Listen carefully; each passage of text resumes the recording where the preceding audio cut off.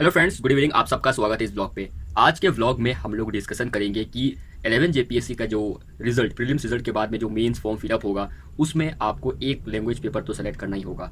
आप बहुत सारे ऐसे कैंडिडेट्स हैं जिनके ऊपर अपने आप डाउट करते हैं कि कौन सा लैंग्वेज पेपर मैं रखूं और कौन सा लैंग्वेज पेपर रखने से मेरा ज़्यादा फायदा होगा।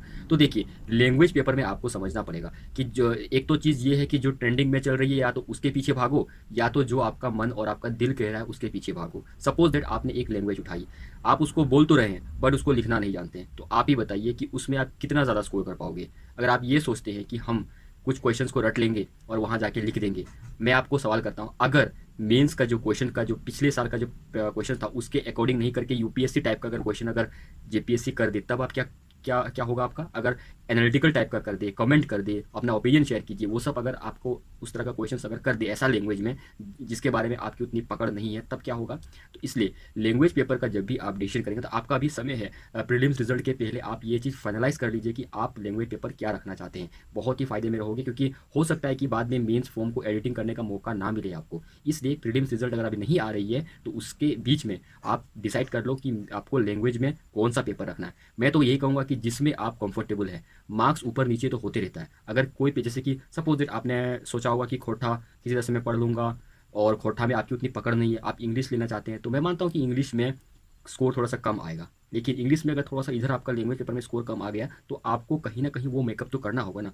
तो वो मेकअप आप कहाँ कर सकते हैं। एक है जो आपका जो जनरल स्टडीज़ पेपर है, वहाँ उसको आप मेकअप कर सकते हैं।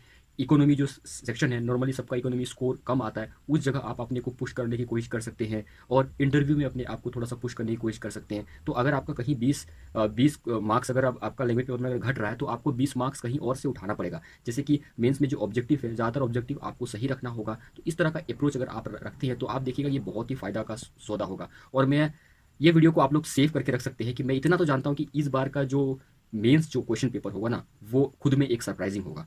क्योंकि मैंने ये बात प्रीलिम्स का बहुत पहले मैंने कहा था कि प्रीलिम्स जो इस बार जो होगा ना, वो प्रीलिम्स टाइप यूपीएससी टाइप का होगा, और आपने देख ही लिया कि प्रीलिम्स किस तरह का क्वेश्चन पूछा गया था। तो अभी भी मैं कह रहा हूँ कि अभी का जो मेंस जो होने वाला है ना, वो थोड़ा सा जो प्रीवियस ईयर जो ट्रेंड था ना, मुझे नहीं लगता है कि जेपीएससी प्रीवियस ईयर का ट्रेंड फॉलो करने वाली है। इस बार वो अलग ट्रैक पे जा रही है, वो जेपीएससी को ठीक करना चाहती है, और जेपीएससी का जो क्वेश्चन लेवल्स जो होगा ना, वो काफ़ी अच्छा होगा, अच्छे लेवल के क्वेश्चन होंगे। इसलिए लैंग्वेज पेपर का डिसीजन सोच समझ के आराम से कीजिए। मेंटर्स आपके हैं तो मेंटर से आप बात कर लीजिए, और दोनों से 2-3 सिलेबस को उठा के देखिए कोई किस में आप कंफर्टेबल है, आपको देखिएगा आपका जवाब मिल जाएगा।